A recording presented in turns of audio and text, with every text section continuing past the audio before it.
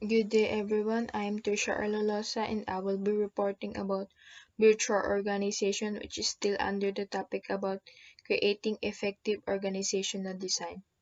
The term virtual organization is used to describe a network of independent firms joined together, often temporarily, to produce a service or product. The member of virtual organization pool and share knowledge and expertise of each of organization components. That way they can know more and they can do more. And because of that, they can fulfill the ultimate goal of the virtual organization, which is to provide innovative, high quality products and services instantaneously in response to customers' demand.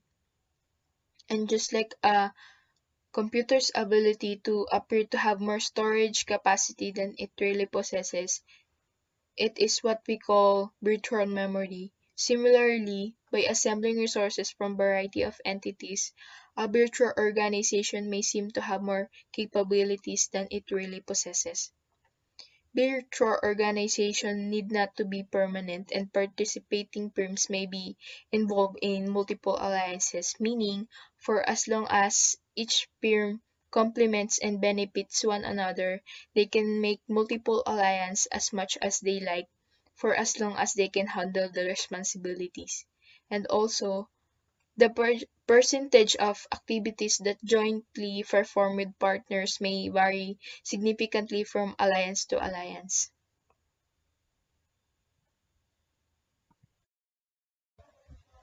Moving on, let us now identify how the virtual type of structure differ from the modular type. So, unlike the modular type in which the focal firm maintains the full strategic control, in virtual organization, the participating firm give up a certain part of their control and accept that they are interdependent with one another. Participating firms pursue a collective strategy that enables them to cope up with uncertainty through cooperative efforts. The benefit is just as virtual memory increases storage capacity, the virtual organization enhances the capacity or competitive advantage of the participating firms. And also, the participating firms only contributes what is considered as a core competency, or to put simply, things that will surely benefit them.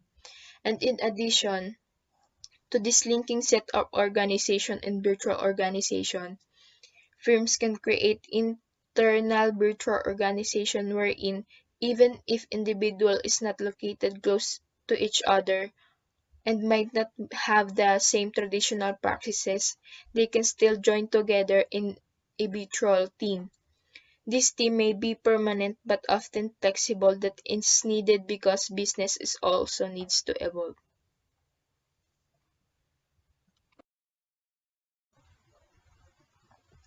Now let's move on to borderless organization making them work.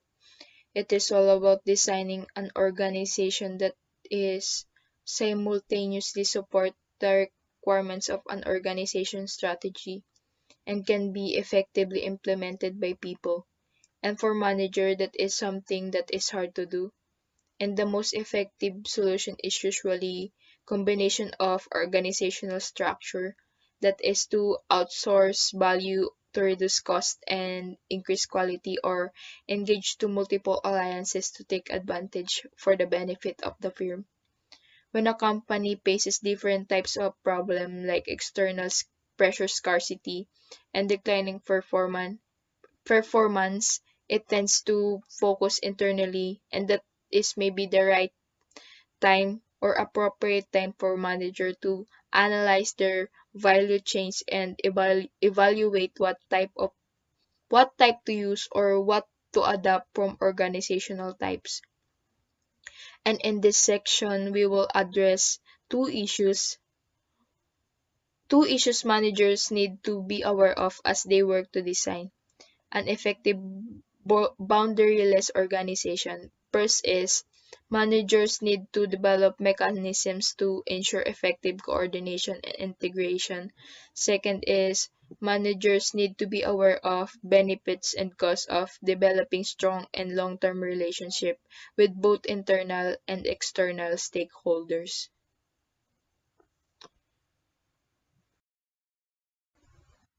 First issue is facilitating coordination and integration.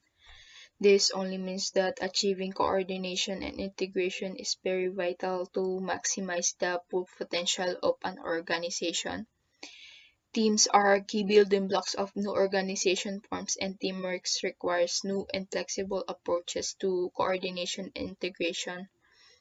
But managers that are trained to follow strictly defined duties may find it difficult to make the transition to more democratic and participative style that teamwork's required. And just like Douglas K. Smith, co-author of Wisdom of Team, pointed out, when working on a team, he means that working on a team means you must have one goal and everyone must work together and set aside your individual desire. And whatever may be the result, it is made by the whole team and not just one person.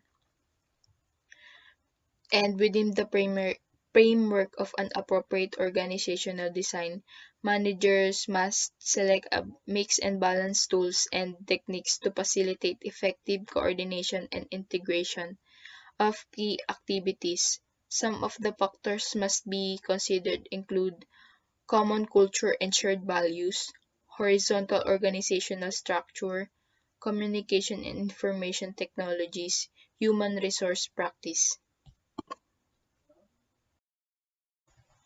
Next issue is the benefits and costs of developing lasting internal and external relationship.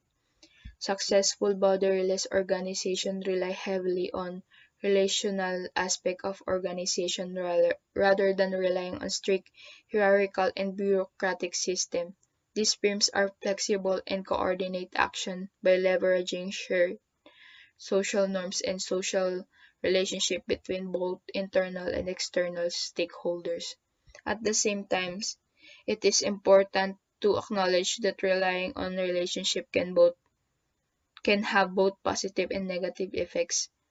To move successfully to boundaryless organization, managers need to acknowledge and attend to both the costs and benefits of relying on relationship and social norms to guide behaviors. And there are three primary benefits that organizations accrue when relying on a relationship. Number one is this means that because employees and managers are guided by social norms and relationship, firm can reduce the monitoring and financial incentives since employees can work to firm's interests because of the relationship that they have. Next is this only means that have strong relationship with your partner firm can save you the time in doing traditional things like doing a detailed contract that can be time consuming, and if you have built trust and strong bond they will have less fear that you will take advantage of them and will surely invest to an asset that will benefit the partnership.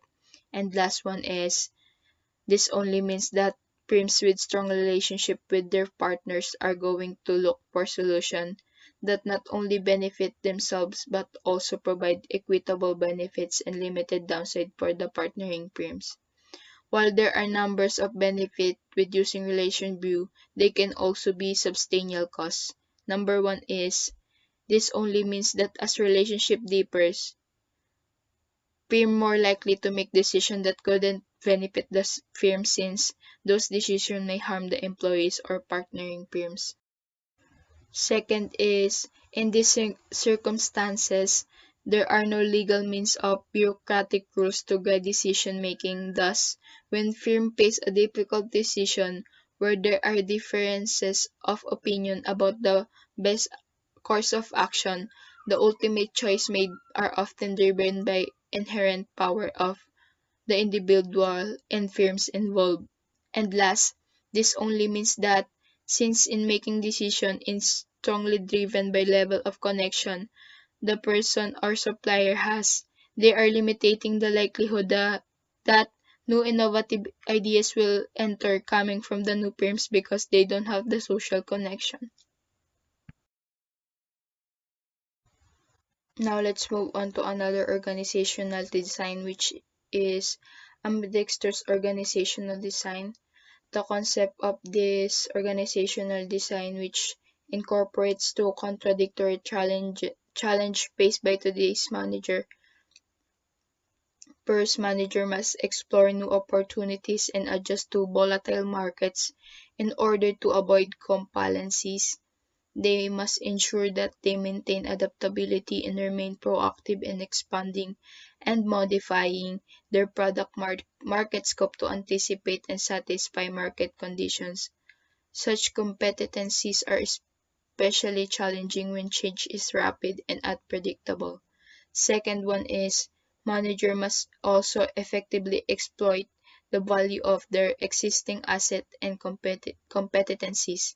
They need to have alignment which is clear sense of value is being created in short term and how activities are integrated and properly coordinated.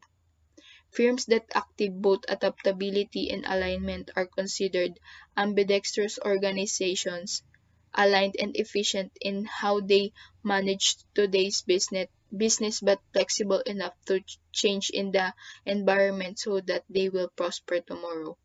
Handling such opposing demands is difficult because there will always be some degrees of conflicts. Firms often suffer when they place too strong a priority on either adaptability or alignment. If it places too much focus on adaptability, the firm will suffer low profitability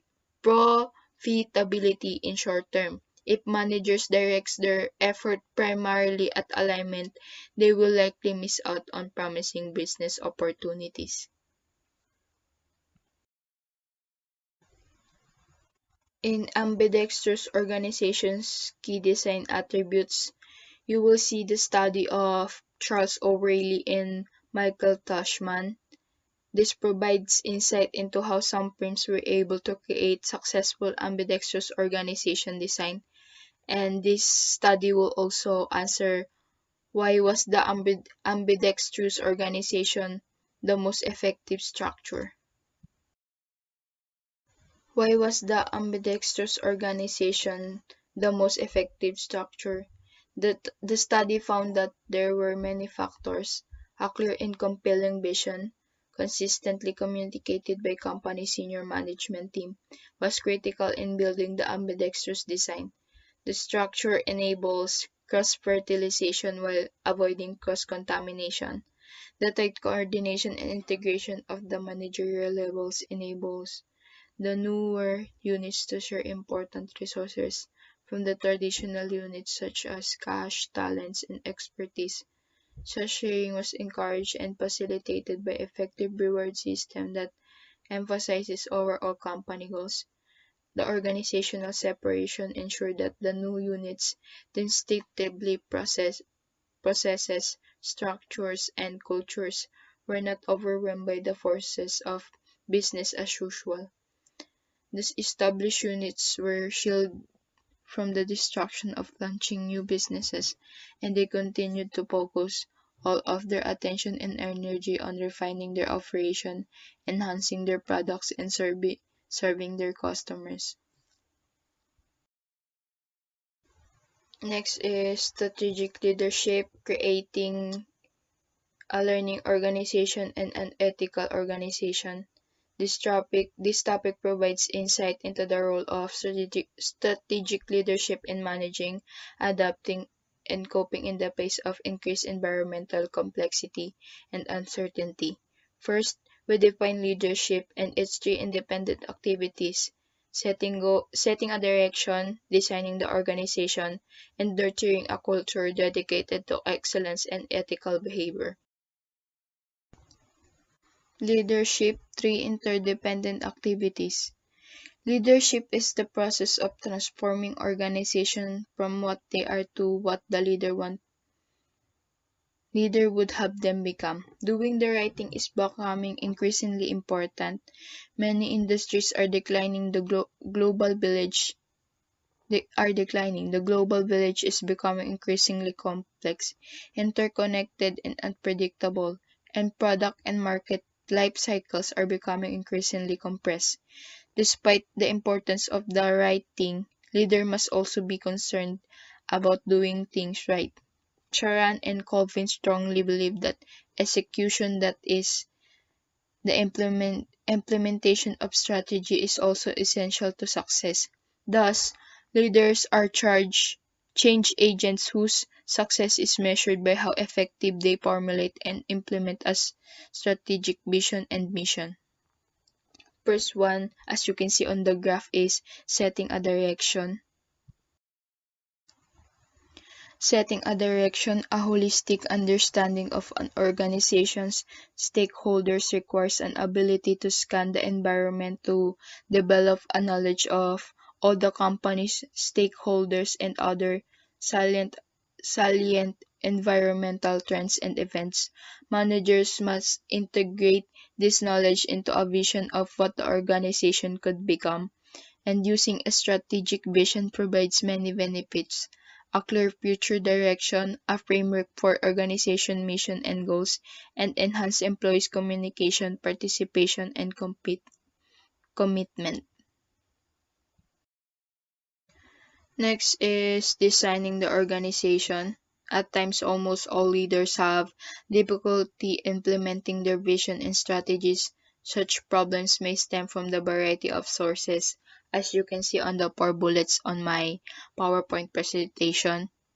And because of that, successful leaders are actively involved in building structures, teams, systems, and organizational process that facilitates the implementation of their vision and strategies. Without appropriate structuring, activities organizational activities, firms would generally be unable to attain an overall low-cost advantage by closely monitoring its cost through detailed and formalized cost and financial control procedure.